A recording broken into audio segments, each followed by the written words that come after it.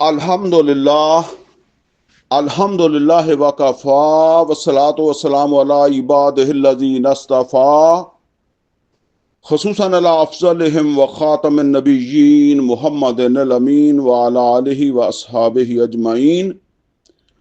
اعوذ باللہ من الشیطان الرجیم، بسم اللہ الرحمن الرحیم۔ قال اللہ عز وجل فی کتابہ الکریم: لم یکن الذین کفروا من اہل الکتاب والمشرکین منفکین حتی تأتیہم البینہ رسول من اللہ یتلو صحفا مطہرہ فیہا کتب قیمہ وما تفرق الذین اوتوا الکتاب الا من بعد ما جاءتهم البینہ وما امروا الا لیعبدوا اللہ مخلصین لہ الدین حنفاء ویقیموا الصلاة ویؤتوا الزکاة وذلک دین القیمہ ان الذین کفروا من اہل الکتاب والمشرکین فی نار جہنم خالدین فیہا اولئک ہم شر البریہ ان الذین آمنوا وعملوا الصالحات اولئک ہم خیر البریہ جزاؤہم عند ربہم جنات عدن تجری من تحتها الانہار خالدین فیہا ابدا رضی اللہ عنہم ورضوا عنہ ذالک لمن خشی ربہ۔ صدق اللہ العلی العظیم۔ رب اشرح لی صدری ویسر لی امری واحلل عقدۃ من لسانی یفقہوا قولی۔ اللہم ارنا الحق حقا وارزقنا اتباعہ وارنا الباطل باطلا وارزقنا اجتنابہ، آمین یا رب العالمین۔ عزیز دوستو، قرآن کریم کے 30ویں سپارے کی 21ویں سورت سورہ بینہ ہے، جس کی میں نے اس وقت تلاوت کی ہے۔ اس سورت کے حوالے سے جو موضوع میں نے بنایا ہے وہ موضوع ہے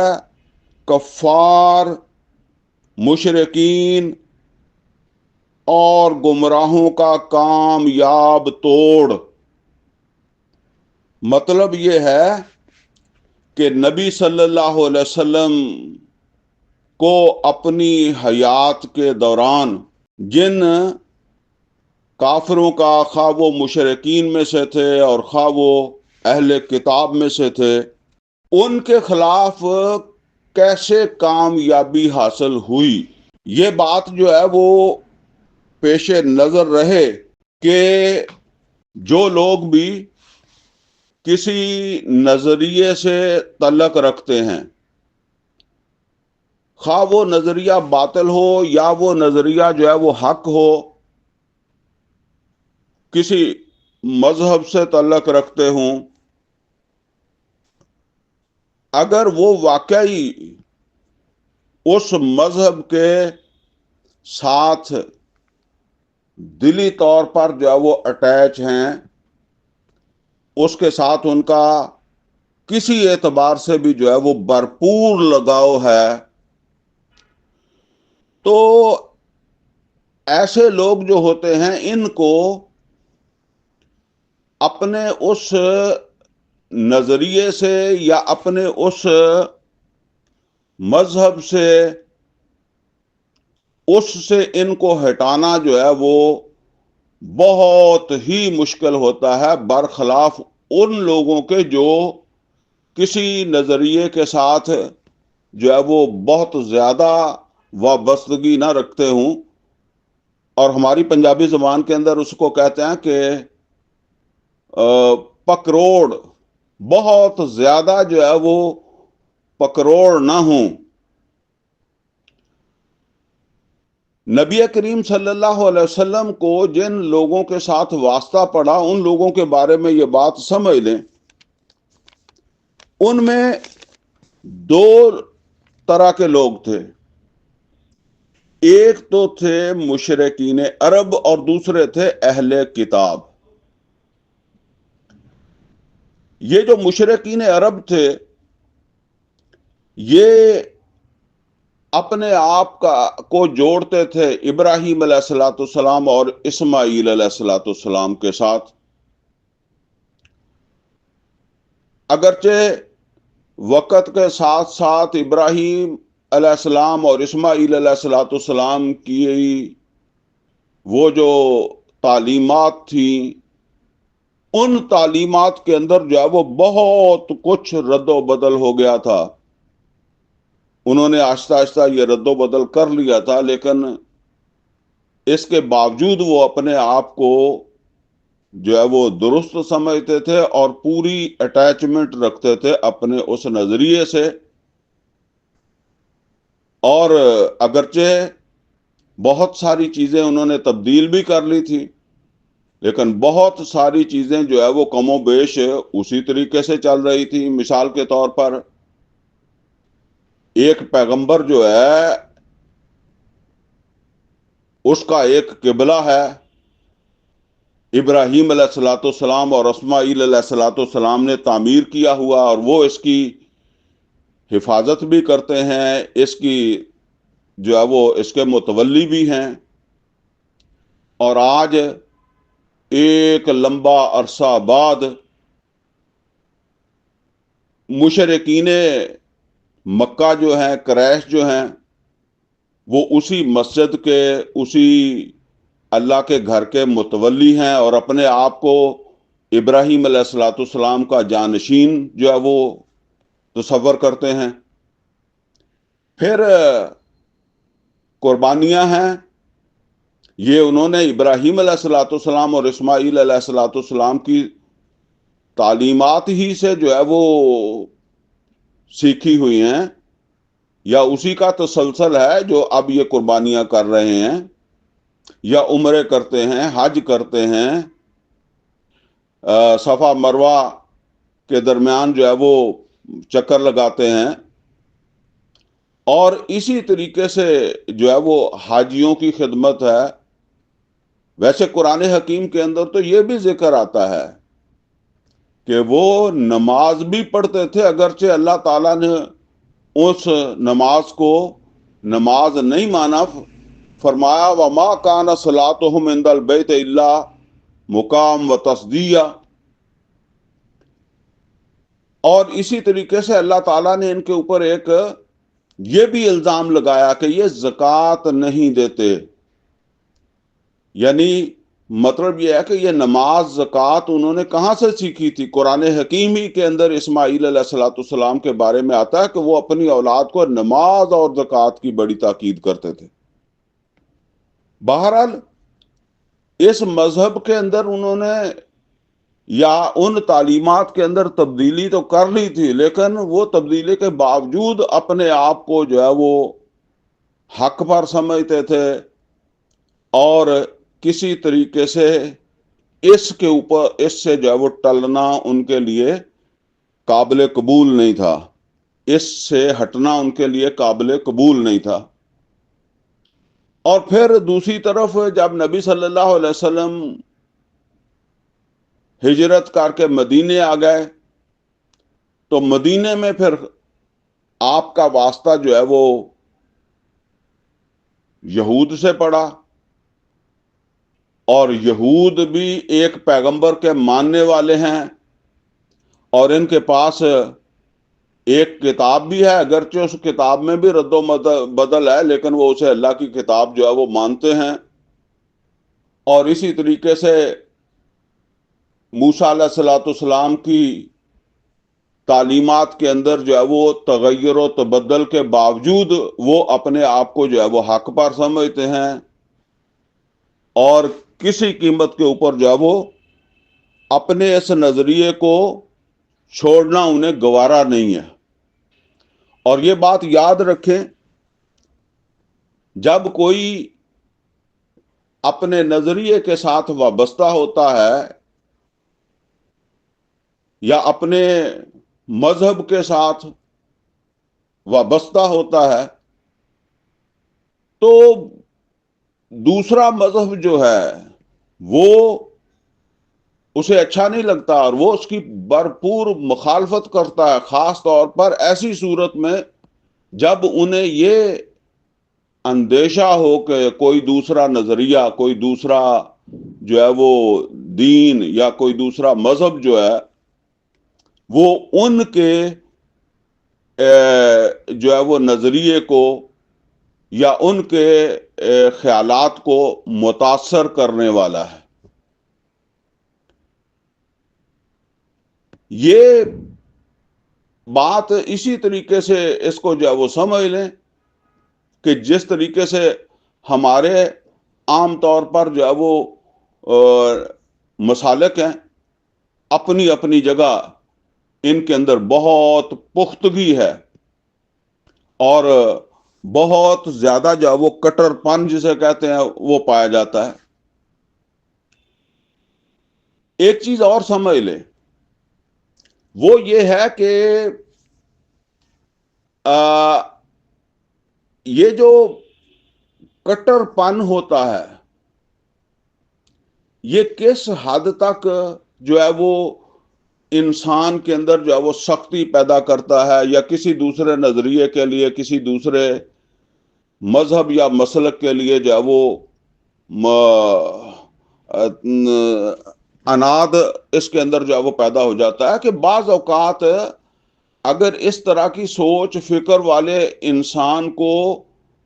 قائل بھی کر لیا جائے تو قائل ہونے کے بعد بھی اس کے ذہن کا جو ہے وہ یا اس کے عمل کا تبدیل ہونا جو ہے وہ یہ بڑا محال ہوتا ہے۔ میں اس کی ایک مثال دیا کرتا ہوں۔ دیکھیں ہمارے یہ فرقے ہیں یا ہمارے جو ہے یہ مسالک ہیں، ان میں دو طرح کے لوگ ہوتے ہیں۔ ایک لوگ وہ ہوتے ہیں کہ جو اپنے مسلک کے ساتھ بہت زیادہ اٹیچ ہیں، اس کے اوپر کاربند ہیں، عمل کرتے ہیں، اور دوسرے لوگ جو ہیں وہ اگرچہ پیدائشی طور پر کسی ایسے گھرانے میں پیدا ہو گئے ہیں جس گھرانے کا کوئی مسلک ہے، لیکن وہ زیادہ اس کے ساتھ جو ہے وہ اٹیچ نہیں ہوتے۔ فرض کریں آج یہ ہمارا جو درس قرآن ہو رہا ہے، آپ چاہیں کہ اس کے لیے جو ہے وہ دعوت دیں، دوسرے لوگوں کو اس میں آنے کی دعوت دیں، تو بالعموم ایک سیدھا سادہ آدمی جب دعوت دینے کا ارادہ کرے گا تو اس بات کا 99% امکان ہے کہ وہ ایسے آدمی کو منتخب کرے گا جو اس کے نزدیک پہلے ہی جو ہے وہ دیندار ہے، نماز پڑھتا ہے، ذکر اذکار کرتا ہے، بڑی اچھی اس نے پگڑی پہن کر رکھتا ہے۔ اب ایسے آدمی کو جب آپ جا کر جو ہے وہ دعوت دیں گے کہ جی فلاں جگہ درس قرآن ہو رہا ہے، تو پھر آپ کو اندازہ ہوگا کہ پہلے تو وہ آپ کو اوپر سے نیچے تک جو ہے وہ دیکھے گا کہ میں پہلے سے ہی جو ہے وہ اتنا بڑا دیندار ہوں، مجھے یہ دعوت دے رہا ہے۔ کئی لوگ جو ہے وہ جا کر امام مسجد کو دعوت دینا شروع کر دیتے ہیں، تو اس کے لیے یہ بات جو ہے وہ بڑی عجیب ہوتی ہے کہ مجھے دعوت دی جا رہی ہے، اور پھر وہ آپ سے کئی طرح کے سوالات کرے گا۔ وہ آپ سے پوچھے گا کہ جو ہے نا وہ مسجد کس مسلک کی ہے جس کے اندر درس قرآن ہوگا، یا وہ درس قرآن دینے والا جو ہے وہ کہاں سے پڑھ کر آیا ہے، اس کی کیا تعلیم ہے، اور کئی سارے سوال کرنے کے بعد بھی اس بات کا پورا امکان ہے کہ اگر آپ اس طرح کے 100 آدمیوں کو دعوت دیں گے تو بمشکل ایک آدمی ان میں سے آپ کی دعوت جو ہے اس کو قبول کرے گا، آ جائے گا۔ اور دوسری طرف یہ سمجھ لیں کہ آپ دعوت دے رہے ہیں کسی ایسے آدمی کو جس کو آپ سمجھتے ہیں کہ یہ دیندار نہیں ہے، اسے میں نے کبھی مسجد میں نہیں دیکھا، اس کا لباس بھی کوئی وہ جو ہمارے پاکستانی تصور کے مطابق انگریزوں کا لباس ہے، اس نے پہنا ہوا ہے، پینٹ پہنی ہوئی ہے، اور یہ کلین شیو ہے، اس نے کبھی جو ہے وہ اس کو میں نے نماز پڑھتے بھی نہیں دیکھا، اور اب آپ اس کو جو ہے وہ دعوت دینے لگے ہیں کہ فلاں جگہ کے اوپر فلاں مسجد میں درس قرآن ہو رہا ہے اور آپ تشریف لائیں، اللہ کی کتاب کا درس ہے، تو آپ کو ایک فرق محسوس ہوگا۔ آپ کی اس دعوت کے نتیجے میں وہ آپ کو دبا دبا محسوس ہوگا،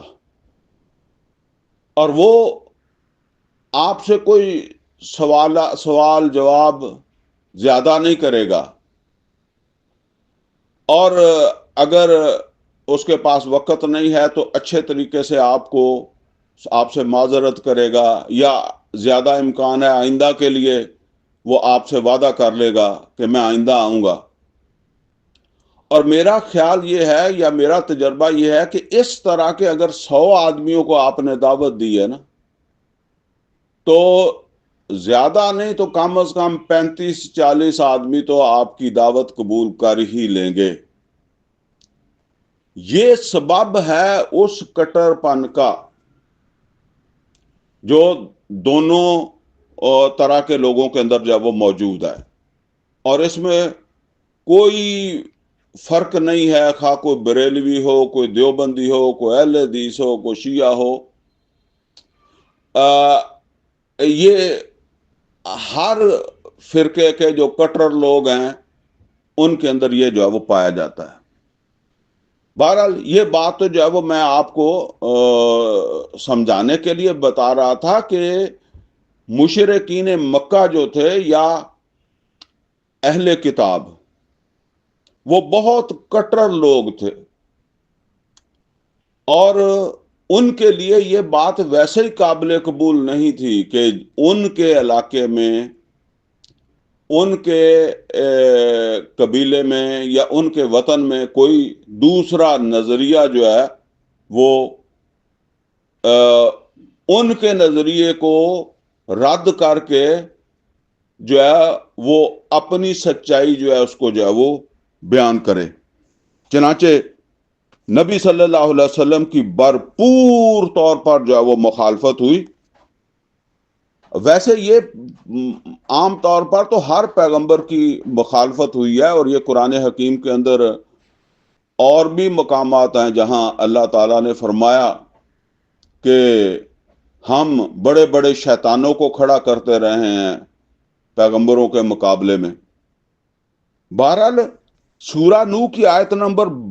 22 میں نوح علیہ السلام نے اس کا ایک حال تو بیان کیا ہے۔ ان لوگوں کو جن کو وہ دعوت دے رہے تھے، اور ان کی طرف سے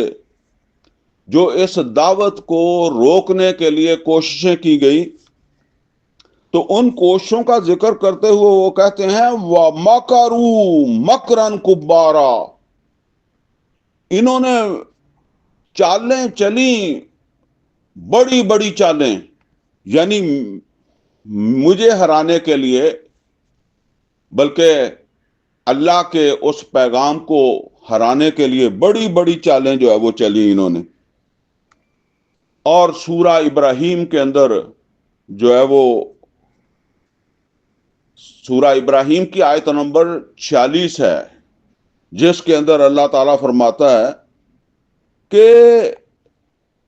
محمد اور رسول اللہ صلی اللہ علیہ وسلم کے خلاف جو چالیں چلی گئی ہیں وہ معمولی نہیں تھیں، لہذا الفاظ ہیں وَإِن كَانَ مَكْرُهُمْ لِتَزُولَ مِنْهُ الْجِبَالُ، اگرچہ ان کی یہ چالیں جو ہے وہ ایسی تھی کہ ان سے پہاڑ بھی ٹل جاتے. یعنی جو چالیں انہوں نے محمد اور رسول اللہ صلی اللہ علیہ وسلم کے خلاف چلی، ان سے پہاڑ بھی جو ہے وہ اپنی جگہ چھوڑ جاتے. یہ تو ہم عام طور پر جو ہے وہ اپنی زبان میں کہتے ہیں کہ اس نے کون سا پہاڑ اٹھا لیا ہے اور اس نے کون سا پہاڑ ہلا دیا ہے. لیکن اب دیکھیں یہ قرآن ہے اور اللہ تعالیٰ فرما رہا ہے کہ ایسی منصوبیہ بندیاں تھیں قرآن کو ناکام کرنے کے لیے، اس پروگرام کو ناکام کرنے کے لیے جو محمد اور رسول اللہ صلی اللہ علیہ وسلم لے کر جو ہے وہ آئے تھے، کہ یہ چالیں تو پہاڑوں کو جو ہے وہ ہلا دینے والی تھی. لیکن اس کے باوجود محمد اور رسول اللہ صلی اللہ علیہ وسلم کو اللہ تعالیٰ نے جو ہے وہ کامیابی دی، اور نبی صلی اللہ علیہ وسلم جو ہے وہ کامیاب ہوئے. یہود بھی ناکام ہوئے اور مشرکین مکہ جو ہے وہ بھی ناکام ہوئے، اور عرب کی سرزمین کے اندر اللہ کا دین جو تھا وہ غالب ہوا. اللہ کی کبریائی جو ہے وہ قائم ہوئی، جو سورہ مدثر میں اللہ تعالیٰ نے نبی صلی اللہ علیہ وسلم سے فرمایا تھا، یا ایھا المدثر قم فانذر وربک فکبر. اے محمد صلی اللہ علیہ وسلم کھڑے ہو جائیں اور خبردار کرنے لگ جائیں، آگاہی دینے لگ جائیں، وارن کرنے لگ جائیں کہ دیکھو لوگوں، اپنے رب کو پہچانو. اگر اپنے رب کو تم نے بڑا نہ مانا تو اس کا انجام بہت برا ہوگا، اس کا انجام جہنم ہوگا. اور فرمایا کہ یہ تنبیہ، یہ خبرداری اس وقت تک آپ کرتے رہیں جب تک کہ آپ کا رب جو ہے وَرَبَّكَ فَكَبِّرْ، اس کی بڑائی قائم ہو جائے. اور اس کی بڑائی قائم ہونے کا کیا مطلب ہے؟ میں وہ عرض کیا کرتا ہوں کہ ایک اللہ اکبر وہ ہے جو محمد و رسول اللہ صلی اللہ علیہ وسلم مکہ میں حرم کے اندر ہجرت سے پہلے جو ہے وہ ایک نعرہ لگایا کرتے تھے اللہ اکبر کا. لیکن آپ غور کریں کہ یہ اللہ اکبر جو ہے، اس کی گواہی وہاں ماحول میں موجود ہے؟ ماحول میں کوئی گواہی موجود نہیں ہے. آپ یوں سمجھ لیں 360 بتوں کے درمیان کھڑا ایک بندہ جو ہے وہ کہتا ہے اللہ اکبر، اللہ کا کوئی شریک نہیں ہے، لا الہ الا اللہ،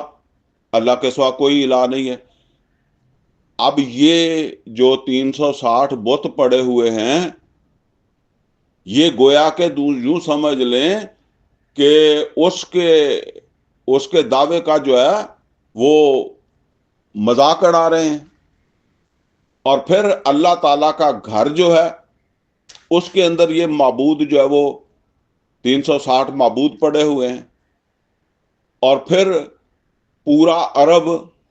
اور خاص طور پر یہ بلد الامین مکہ شہر، یہ پورا جو ہے وہ ان معبودوں کا محافظ ہے، ان معبودوں کو پوجنے والا ہے. تو اس میں جو اللہ اکبر کہنا ہے یہ ایسے ہی ہے جیسے آپ یہ سمجھ لیں کہ کسی بینک کے اندر جس میں سود چل رہا ہو اور اس میں کوئی آدمی جا کر یہ کہے کہ سود کے بارے میں اللہ تعالیٰ فرماتا ہے کہ یمحق اللہ الربا، اللہ سود کو مٹاتا ہے. تو یہ اس ایک آدمی کی بات ہے نا. اس بات کی حقیقی شکل اس وقت سمجھ آئے گی جب اس بینک میں سے سود مٹ جائے گا. چنانچہ محمد اور رسول اللہ صلی اللہ علیہ وسلم نے ایک جدوجہد کی جس کے نتیجے میں ہجرت ہوئی، جہاد ہوا، اور جہاد کے بعد جو ہے وہ جہاد کے نتیجے میں پھر نبی کریم صلی اللہ علیہ وسلم نے سن 8 میں مکہ فتح کیا، اور مکہ فتح کرنے کے بعد پہلا کام یہ کیا کہ ان بتوں کو اٹھایا، ان بتوں کو ختم کیا. अरब में से भी खत्म किया, लेकिन अभी भी व रब्बा का फकब्बर जो है उसका तकाजा जो है वो पूरा नहीं हुआ था, क्योंकि बुतों को हटाया गया था, जबकि बुतों के मानने वाले जो थे, यानी बुतों को माबूद मानने वाले जो थे, वो तो अभी मक्का में भी रहते थे, हरम में भी आते थे और पूरे अरब के अंदर मौजूद थे। यानी नबी सल्लल्लाहु अलैहि वसल्लम ने मक्का फतह किया तो रमजान और मुबारक में मक्का फतह किया, और नबी सल्लल्लाहु अलैहि वसल्लम मक्का फतह करके मदीने वापस चले गए, लेकिन जो 2 महीने 2 ढाई महीने के बाद हज आया वो मोहम्मद और रसूलुल्लाह सल्लल्लाहु अलैहि वसल्लम ने नहीं फरमाया। ना नबी सल्लल्लाहु अलैहि वसल्लम ने उस हज के लिए किसी को अमीर हज मुकर्रर किया, और ना मुशरिकीन अरब को मना किया कि वो वहां हज करने के लिए ना आए। चनाचे मुसलमानों ने अपने तौर पर जिसने हज करना था वो उसने हज किया, लेकिन अमीर कोई नहीं था, और उसी के अंदर मुशरिकीन भी हज कर रहे थे। मुशरिकीन अपने तरीके से कर रहे थे, मुसलमान जो है वो अपने तरीके से कर रहे थे। फिर 1 साल बाद सन 9 का हज आया है, और ये 9 का हज भी मोहम्मद और रसूलुल्लाह सल्लल्लाहु अलैहि वसल्लम ने नहीं फरमाया। अलबत्ता सन 9 का हज जो है इसके लिए नबी सल्लल्लाहु अलैहि वसल्लम ने अबू बकर सिद्दीक रजी अल्लाह ताला अन्हो को जो है वो अमीर हज मुकर्रर किया। और इस सन 9 के हज में भी मुशरिकीन अरब हज कर रहे थे, उसी तरह मक्का में रह रहे थे, उसी तरीके से वो हज भी कर रहे थे। अलबत्ता मुसलमान जो थे वो हज कर रहे थे अबू बकर सिद्दीक रजी अल्लाह ताला अन्हु की अमारत में। इसी अरसे में वो आयात नाजल हो गई जो सूरा तौबा के आगाज की 6 आयात जो अब आई हैं, जिसमें ये ऐलान कर दिया गया कि मुशरिकीन इस साल के हज के बाद ना तो हरम के अंदर आ सकेंगे, ना ये अरब की हदूद में रह सकेंगे। और अली रजी अल्लाह ताला अन्हो ये आयात लेकर जो है वो पहुंचे, चूंकि अबू बकर सिद्दीक रजी अल्लाह ताला अन्हो सफर शुरू कर चुके थे। बहरहाल इन आयात का ऐलान कर दिया गया हज के दौरान, क्योंकि हर इलाके से जो है वो लोग हज के लिए आए हुए थे। बेहतरीन इबलाग का जरिया यही था उस जमाने में कि हर कोने कोने में, अरब के कोने कोने में बात पहुंच जाए। बहरहाल मुख्तसर ये कि हज जो है वो हो गया सन 9 का, और सन 9 के बाद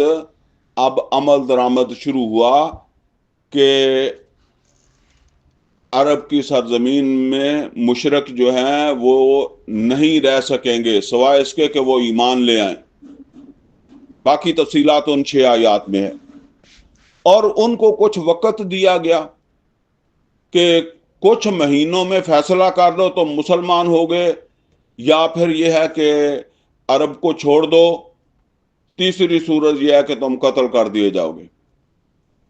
इन आयात के ऊपर अमल हुआ। गोया सन 10 के हज से पहले पहले अरब में से मुशरिकीन की सफाई कर दी गई। अब ये दूसरा जो पहलू था ना, इस एतबार से भी अल्लाह की किबरियाई हो गई। यानी एक तरफ वो माबूद खत्म हो गए और दूसरी तरफ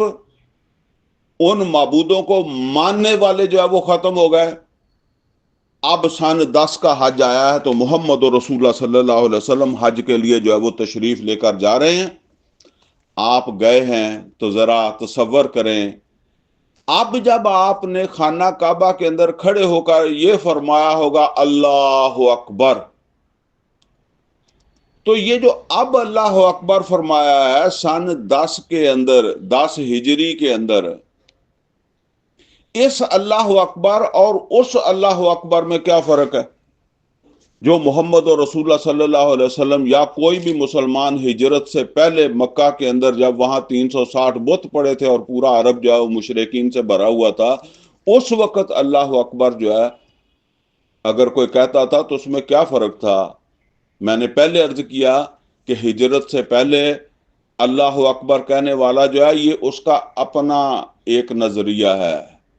جس کی پورے معاشرے کے اندر جو ہے وہ کوئی گواہی موجود نہیں ہے، اور سن 10 میں جو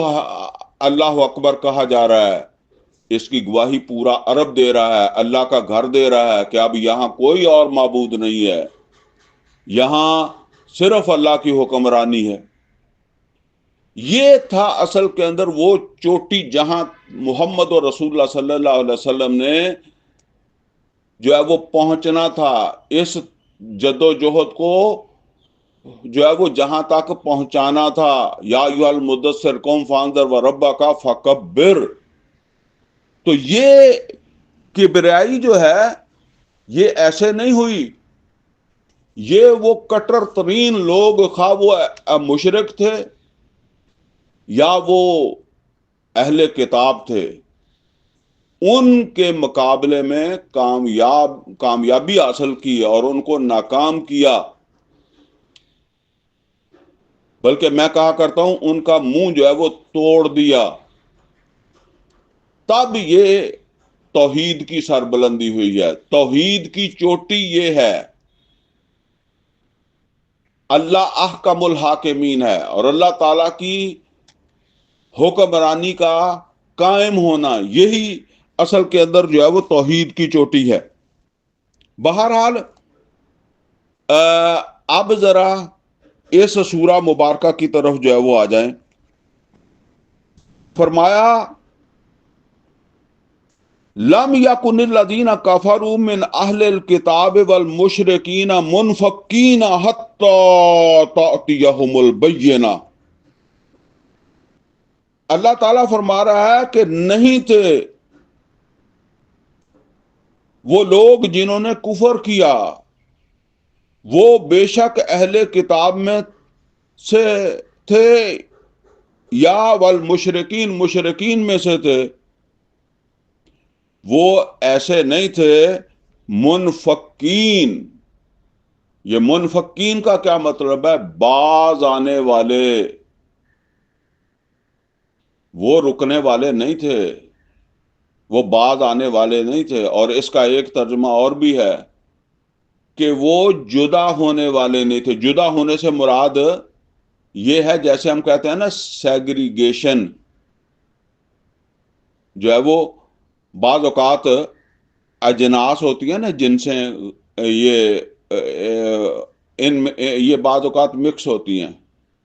تو ایک کو دوسری سے علیحدہ کرنے کے لیے نا ایک چھننی ہوتی ہے، چھاننا، اس کے ذریعے سے پھر جو ہے اس کو علیحدہ کیا جاتا ہے، سیگریگیشن۔ یعنی واضح ہو جائے، جس طرح وہ میں نے آپ سے عرض کیا تھا نا کہ اس طرح کے لوگ جو ہوتے ہیں وہ سننے کے لیے تیار ہی نہیں ہوتے۔ یہ واضح ہو جائے کہ وہ باطل ہیں، باطل پر ہیں، وہ غلط ہیں، اور دنیا دیکھ لے، اور دنیا نے جو ہے وہ پھر دیکھ لیا۔ فرمایا لم یکن الذین کفروا من اہل الکتاب والمشرکین منفکین، وہ باز آنے والے نہیں تھے اور وہ اس طریقے سے سیگریگیٹ ہونے والے نہیں تھے کہ وہ نمایاں ہو جائیں، جیسے ہم کہتے ہیں اندھا بھی دیکھ لے کہ یہ جھوٹے ہیں، یہ باطل پر ہیں، ایسے نہیں تھے۔ حتی تأتیہم البینہ، پھر جب اللہ تعالیٰ فرما رہا ہے کہ وہ ایسے نہیں تھے کہ وہ باز آ جاتے، وہ مطلب یہ ہے کہ اپنی ہار مان لیتے، اپنی ناکامی جو ہے وہ اس کو مان لیتے، لیکن ان کو ہار ماننے پر مجبور ہونا پڑا۔ کس وجہ سے؟ حتیٰ تأتیہم البینہ، حتیٰ کہ ان کے پاس آ گئی بینہ، جس نے ان کا منہ توڑ دیا، جس نے ان کا منہ بند کر دیا، جس نے ان کو جو ہے وہ ان کا جھوٹ اور باطل جو تھا اس کو جو ہے وہ عیاں کر کے جو ہے وہ سیگریگیٹ کر کے جو ہے وہ دکھا دیا۔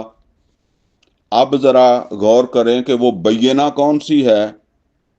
کس کو اللہ تعالیٰ نے بینہ کہا؟ فرمایا رسول من اللہ یتلو صحفا مطہرہ، وہ بینہ ہے اللہ کے رسول محمد صلی اللہ علیہ وسلم، اور محمد اور رسول اللہ صلی اللہ علیہ وسلم اکیلے نہیں بلکہ آپ کے ساتھ قرآن بھی ہے۔ اور وہ قرآن کس طرح بینہ بنا؟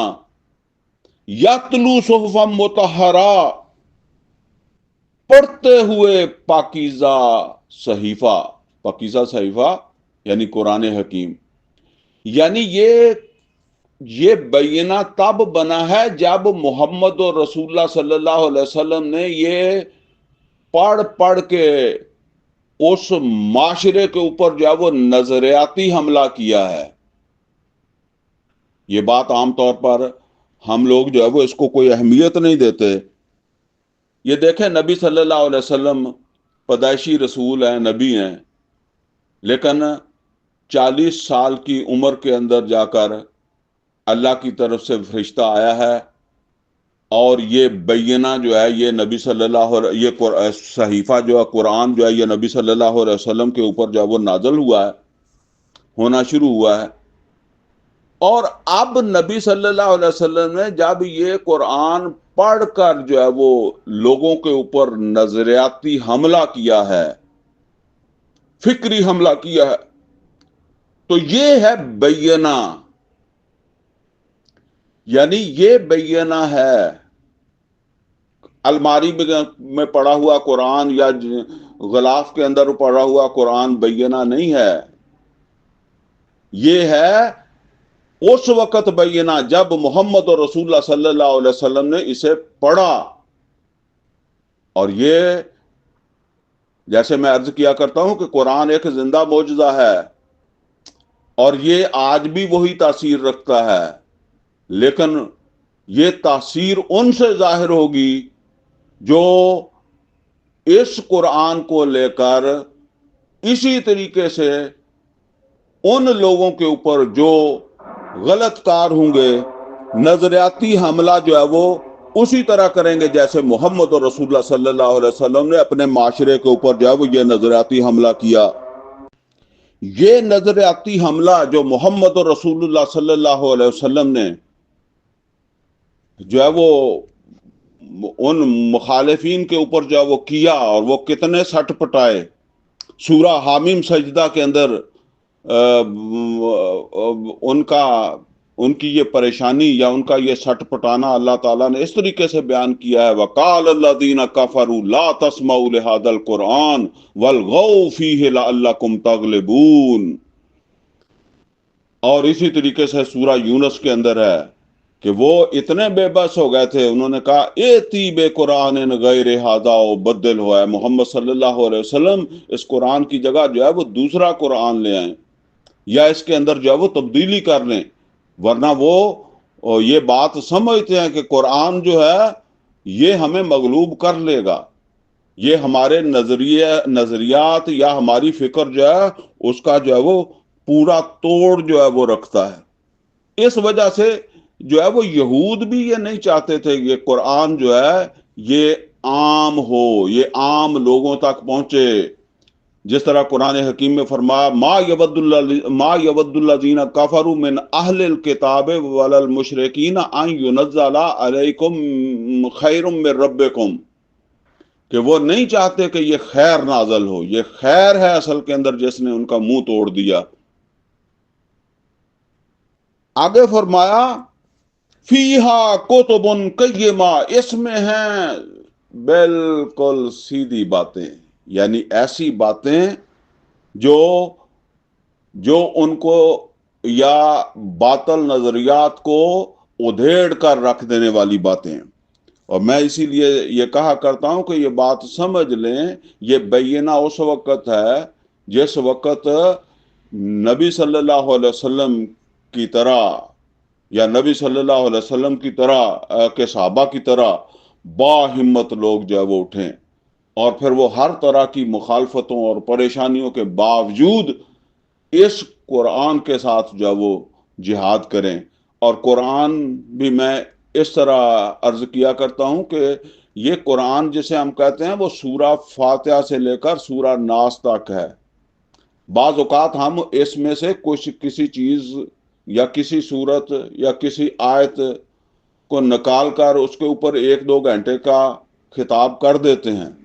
وہ اپنی جگہ درست ہے، لیکن شدید خطرہ یہ پیدا ہو جاتا ہے کہ اس سے توازن بھی بگڑ جائے۔ میں ایک جو ہے نا وہ واقعہ آپ کو بتاتا ہوں۔ ایک دفعہ ایک دوست تھے، وہ مجھے کہنے لگے کہ منیر صاحب آپ جس طرح کہتے ہیں نا کہ اس طرح جو ہے وہ ہم قرآن کو پڑھیں، سیکھیں، عمل کریں اور پھر جنت کے اندر جو ہے وہ جائیں، یہ تو بہت لمبا پروسیس ہے۔ اور وہ کہتے ہیں کہ میں نے تو یہی سوچا ہے کہ جو ہے نا وہ اس وقت کشمیر کے اندر جہاد ہو رہا تھا، افغانستان کے اندر ہو رہا تھا، تو میں نے تو بس یہی سوچا ہے کہ جب کبھی فارغ ہو گئے تو کشمیر کے اندر جائیں گے اور وہاں سے شہید ہو جائیں گے، جنت میں چلے جائیں گے۔ اب یہ بھی ایک تصورات ہیں، اسی طرح کے تصورات ہیں نا ہمارے، جو عام طور پر یہ ہے کہ ہم نماز کے بارے میں تو یہ فکر مند ہوتے ہیں کہ نماز رفع یدین کے ساتھ پڑھی گئی ہے یا بغیر رفع یدین کے ساتھ پڑھی گئی ہے، جنازہ اونچی پڑھا گیا ہے، جنازہ آہستہ پڑھا گیا ہے۔ اور دوسری طرف ہم یہ نہیں کبھی دیکھتے کہ نماز حرام کھا کر پڑھی گئی ہے، سود خوری کے اندر ملوث ہوتے ہوئے پڑھی گئی ہے، شرابی نماز پڑھ رہا ہے، زانی پڑھ رہا ہے۔ حالانکہ یہ چیزیں جو ہے وہ ہیں جن سے اللہ تعالیٰ نے منع کیا ہے اور جن کا نتیجہ جہنم ہے۔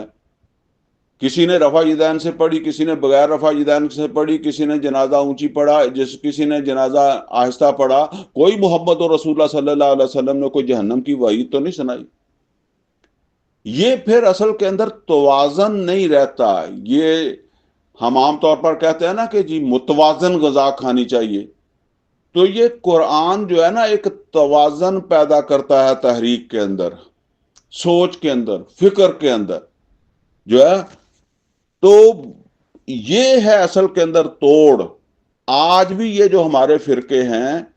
ان کا توڑ یہی ہے، فیہا کتب قیمہ، اس میں ہیں بالکل 2 ٹوک باتیں، سیدھی باتیں جن کا توڑ نہیں ہو سکتا۔ آگے فرمایا وما تفرق الذین اوتوا الکتاب الا من بعد ما جاءتهم البینہ، نہیں تفرقہ کیا ان لوگوں نے جنہیں کتاب دی گئی تھی مگر الا من بعد ما جاءتهم البینہ، اس کے بعد کہ ان کے پاس بھی بینہ آ گئی تھی۔ یہ بات ذرا سمجھنے کی ہے۔ دیکھیں اللہ تعالیٰ ہر پیغمبر کو بینہ دیتا رہا ہے۔ اللہ تعالیٰ نے موسیٰ علیہ السلام کو تورات کی شکل میں دی، عیسیٰ علیہ السلام کو انجیل کی شکل میں دی۔ قرآن کریم کے اندر اللہ تعالیٰ نے یہود کا ذکر کیا ہے، اور یہود کا ذکر جو ہے وہ سورہ مائدہ میں بھی کیا ہے کہ موسیٰ علیہ السلام سے انہوں نے اختلاف کیا، متفرق ہو گئے۔ تفرقہ کہتے ہیں کسی بنیادی چیز کے اندر جو ہے وہ اختلاف جو ہے وہ کرنا۔ اب موسیٰ علیہ السلام نے ان کو کہا کہ جہاد کرو، قتال کرو، جنگ کرو، فتح کرو ملک، تاکہ اسی طرح جس طرح محمد رسول اللہ صلی اللہ علیہ وسلم نے بعد میں جب وہ اللہ کی کبریائی کی ہے، موسیٰ علیہ الصلوۃ والسلام بھی چاہتے تھے کہ اللہ کی دین کی کبریائی ہو جائے، لیکن انہوں نے جنگ نہیں کی، انہوں نے تفرقہ کیا، اختلاف کیا، اور انہوں نے کہا فاذا بنت وربک فقاتلا انا ہاہنا قاعدون، آپ جائیں اور آپ کا رب جائے۔ اب اللہ تعالیٰ یہاں جو بات فرما رہا ہے کہ جن لوگوں کو ہم نے کتاب دی ہے، جو اے محمد صلی اللہ علیہ وسلم آپ کے سامنے اڑ رہے ہیں، جو آپ کے اس جو ہے نا وہ جو اس بینہ کی مخالفت کر رہے ہیں، جو آپ کے اس جہاد کی، یہ محمد رسول اللہ صلی اللہ علیہ وسلم کے اس قرآن کو اس طرح پھیلانے کو اللہ تعالیٰ نے سورہ فرقان کے اندر جہاد بھی کہا ہے، وَجَاهِدْهُمْ بِهِ جِهَادًا كَبِيرًا، اس قرآن کے ذریعے سے جہاد کریں۔ تو یہ جو آپ کی مخالفت کر رہے ہیں نا، جو آپ کے اس قرآنی جہاد کی مخالفت کر رہے ہیں، ان کو بینہ دی گئی تھی، مگر انہوں نے اس بینہ سے اختلاف کیا، یا یہ وہ لوگ ہیں یہ پہلے بھی بینہ سے اختلاف کر چکے ہیں، جیسے ہم کہتے ہیں اللہ تعالیٰ بتا رہا ہے کہ یہ جو ہے یہ کوئی سادہ لوگ نہیں ہیں، یہ پہلے بھی بینہ سے اختلاف کر چکے ہیں۔ اب ذرا میں تھوڑا سا سورہ جو ہے نا وہ صف کے حوالے سے آپ کو جو ہے وہ بتا دوں۔ سورہ صف چھوٹی سی سورت ہے، اس کے پہلے رکوع کے اندر جو ہے وہ اللہ تعالیٰ نے پہلے موسیٰ علیہ الصلوۃ والسلام کا ذکر کیا ہے کہ ہم نے موسیٰ علیہ الصلوۃ والسلام کو جو ہے وہ بھیجا تھا، تو موسیٰ علیہ الصلوۃ والسلام کو ان کی قوم نے جو ہے وہ بڑا پریشان کیا۔ وہ آتا ہے نا کہ موسیٰ علیہ الصلوۃ والسلام نے کہا لِمَ تُؤْذُونَنِي فَقَدْ تَعْلَمُونَ أَنِّي رَسُولُ اللَّهِ إِلَيْكُمْ، کیوں مجھے پریشان کرتے ہو، کیوں مجھے اذیت پہنچاتے ہو، کیوں میری بات نہیں مانتے، کیوں نہیں جنگ لڑتے؟ بہرحال انہوں نے اختلاف کیا، اور اس کا ذکر اللہ تعالیٰ نے کیا سورہ صف میں، اور اس کے بعد پھر موسیٰ علیہ عیسیٰ علیہ الصلوۃ والسلام کا ذکر کیا، یعنی پہلے موسیٰ علیہ الصلوۃ والسلام کا ذکر کیا، پھر عیسیٰ علیہ الصلوۃ والسلام کا ذکر کیا کہ انہوں نے اس بینہ کی بھی مخالفت کی تھی جس کو عیسیٰ علیہ الصلوۃ والسلام کے ساتھ ہم نے جو وہ نازل کیا تھا۔ عیسیٰ علیہ الصلوۃ والسلام بھی اس منزل تک نہیں پہنچ سکے جس منزل تک محمد رسول اللہ صلی اللہ علیہ وسلم جو ہے وہ پہنچے۔ تو آگے فرمایا یہ جنہوں نے موسیٰ علیہ الصلوۃ والسلام اور عیسیٰ علیہ الصلوۃ والسلام کے زمانے میں اس بینہ کی جو موسیٰ علیہ الصلوۃ والسلام اور عیسیٰ علیہ الصلوۃ والسلام کو عطا کی گئی تھی، اس کی مخالفت کی، یہاں تک کہ ان پیغمبروں کو ان کے مشن میں چوٹی تک نہیں پہنچنے دیا، یہی وہ لوگ ہیں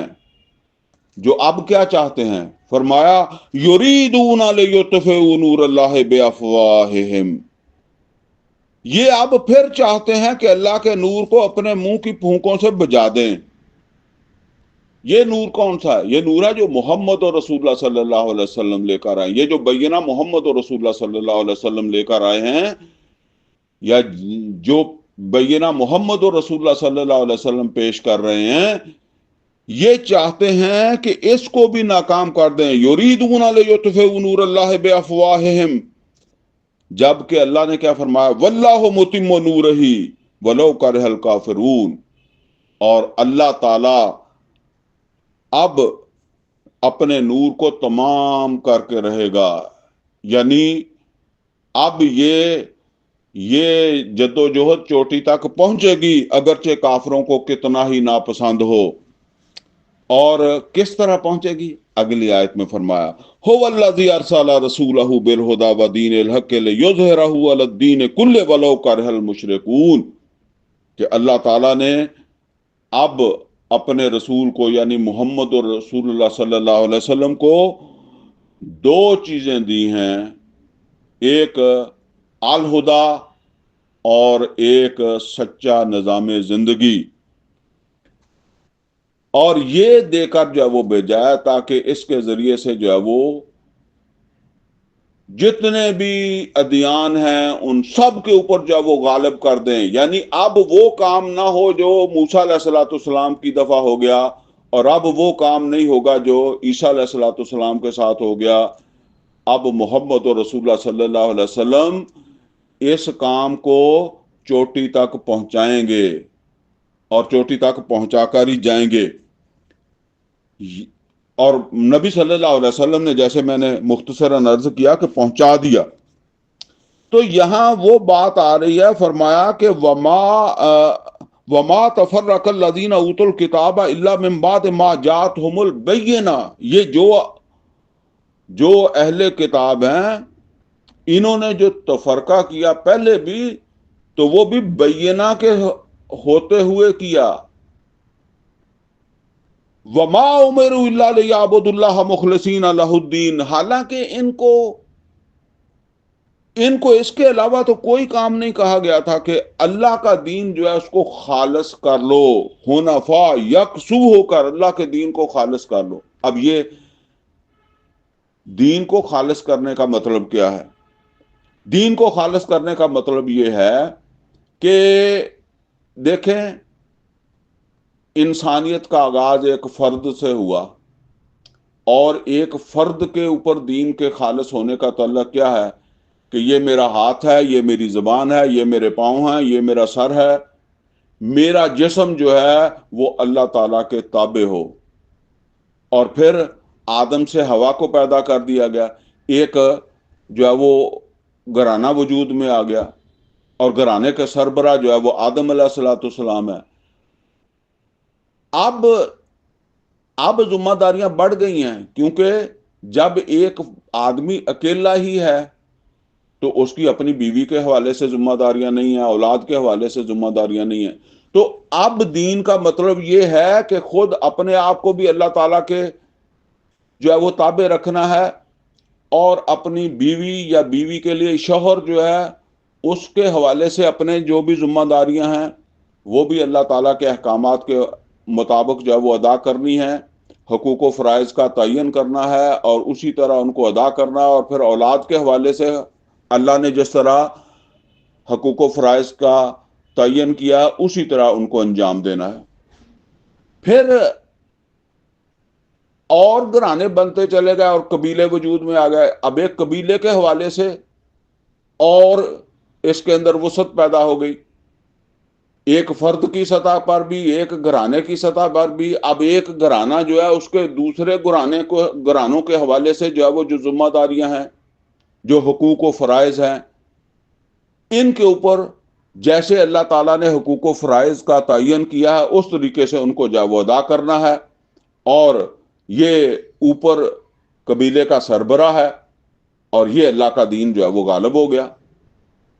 اور اس سے آگے بڑھ کر ریاست ہے. آج کے دور میں جو معاشرے کی بلند ترین سطح بن گئی ہے وہ ایک ریاست ہے. اور نبی صلی اللہ علیہ وسلم نے جس معاشرے کے اندر جدوجہد شروع کی تھی وہاں ریاست نہیں تھی. البتہ محمد رسول اللہ صلی اللہ علیہ وسلم جب دنیا سے رخصت ہوئے ہیں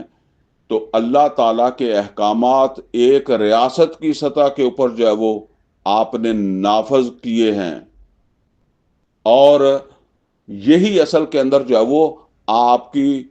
ذمہ داری تھی. اور اس کے بعد آپ کی امت کی ذمہ داری ہے کہ وہ اسے پوری زمین کو ایک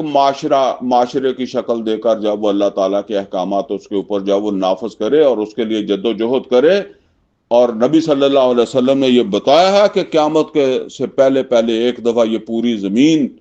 ایک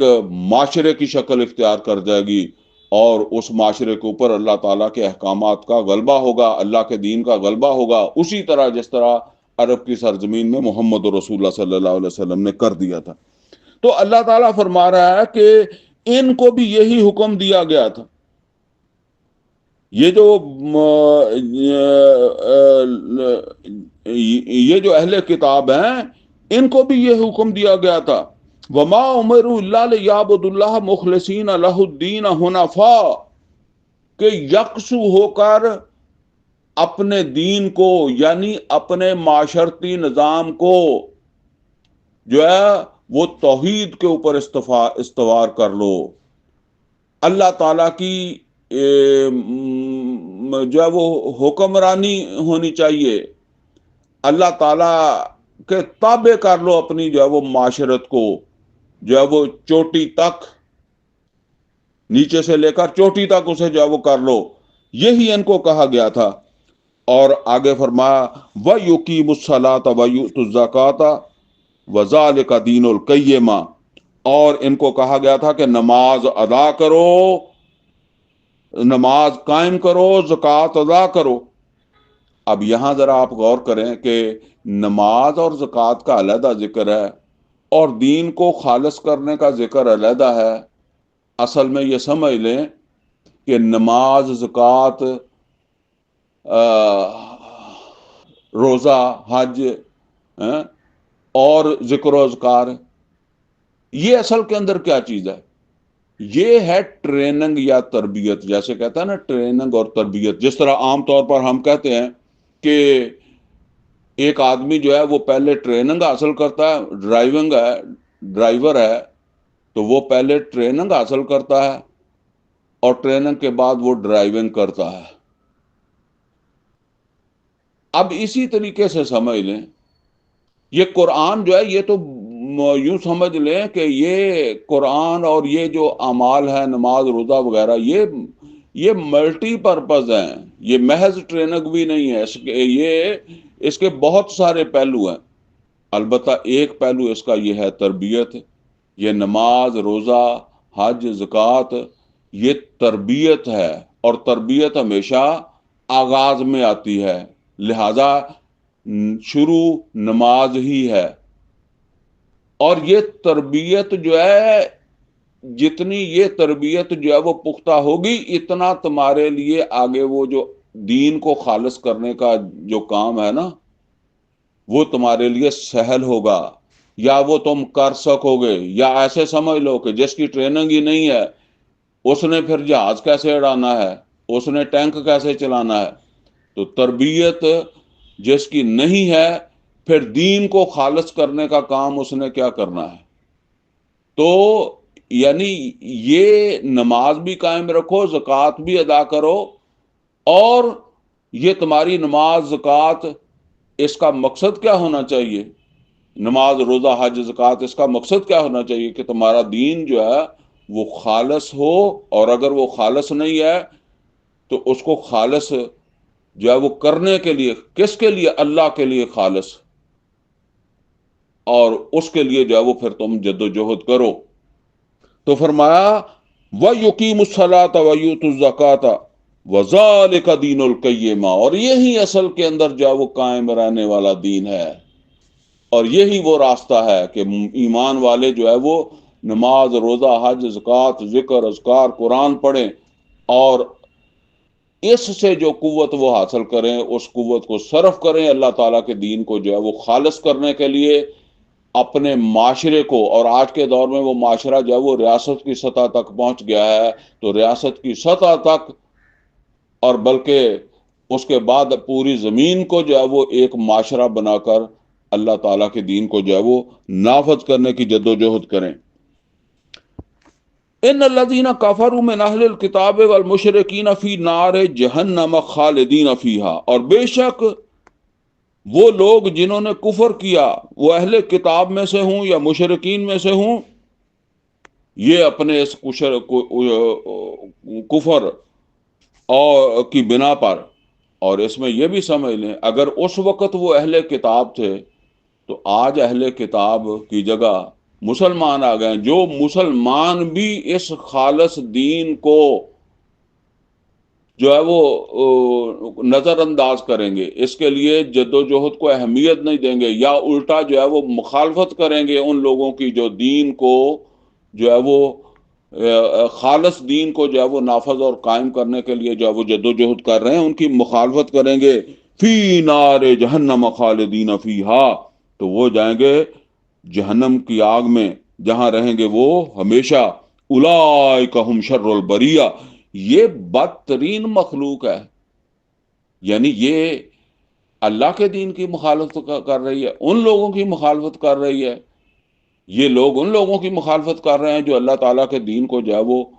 خالص کرنا چاہتے ہیں یا خالص بندگی کے لیے جد و جہد کر رہے ہیں، یا ایک ایسا معاشرہ وجود میں لانے کے لیے جد و جہد کر رہے ہیں جو سنت کے مطابق ہو اور توحید کی چوٹی تک پہنچا ہوا ہو۔ ان الذین آمنوا وعملوا الصالحات، اور بے شک وہ لوگ جو ایمان لائے اور جنہوں نے اچھے عمل کیے۔ یہاں ایمان لانا اور اچھے عمل کرنے کا کیا مطلب ہے؟ ایمان لائیں اور دین کو خالص، نماز قائم کریں، زکوٰۃ ادا کریں، ذکر اذکار کریں، نماز حج زکوٰۃ کریں، اور پھر اس کے ساتھ کیا ہے؟ اس کے ساتھ یہ ہے کہ اللہ کے دین کو معاشرتی سطح کے اوپر جو ہے وہ ایک ایسا معاشرہ جو خالص اللہ تعالیٰ کے دین کے تابع ہو، اس کو جو ہے وہ قائم اور نافذ کرنے کے لیے جد و جہد کریں۔ یہ ہے عمل صالح، اولئک ہم خیر البریہ، یہ ہیں بہترین مخلوق۔ جزاؤہم عند ربہم جنات عدن تجری من تحتہا الانہار خالدین فیہا، اور ان کا بدلہ یہ ہوگا، یعنی ان کی اس جد و جہد کا بدلہ یہ ہوگا، یہ جو انہوں نے دین کو قائم و نافذ اور جو ہے وہ معاشرے کو خالص دین کے اوپر استوار کرنے کے لیے جو جد و جہد کی، جزاؤہم عند ربہم جزاؤہم عند ربہم جنات عدن تجری من تحتہا الانہار خالدین فیہا، ان کی جزا یہ ہے کہ ان کو ہمیشہ کی جنتیں ملیں جن کے دامن میں نہریں بہتی ہوں اور جہاں رہیں یہ ہمیشہ۔ رضی اللہ عنہم ورضوا عنہ، اور اللہ ان سے راضی ہو اور وہ اللہ سے راضی ہو جائیں، یعنی اللہ کی رضا اس کام کے اندر ہے کہ یہ اپنے معاشرے کو توحید کے اوپر استوار کرنے کے لیے جد و جہد کریں اور اللہ کو راضی کر لیں، تو پھر اللہ ان کو راضی کر دے۔ ذالک لمن خشی ربہ، اور یہ تو وہی کرے گا جس میں